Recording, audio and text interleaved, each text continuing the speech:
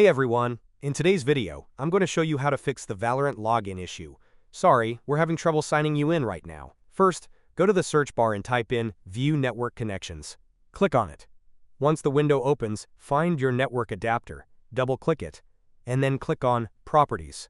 From the list, select Internet Protocol version 4, TCP/IPv4, and click Properties. Now choose Use the following DNS server addresses. Set the preferred DNS server to 1.1.1.1 and the alternate DNS server to 1.0.0.1. Then click OK to save the settings. Next, open the search bar again and type in %localappdata% and hit Enter. In the folder that opens, scroll down and find the folder named Valorant. Right-click it and delete it. Don't worry, this folder will be recreated when you launch the game again.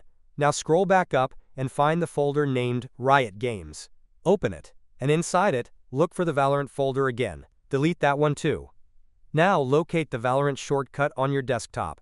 If it's not there, use the search bar to find it. Right-click on the Valorant icon and click on Properties. Go to the Compatibility tab.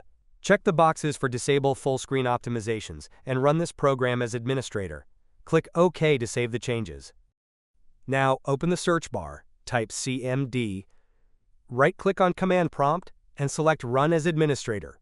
When the window opens, type the following commands one by one, and press Enter after each.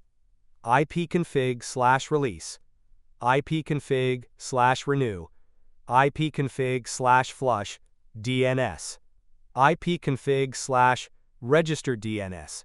Let each one run fully before typing the next. Once you've completed all the steps, go ahead and restart your computer.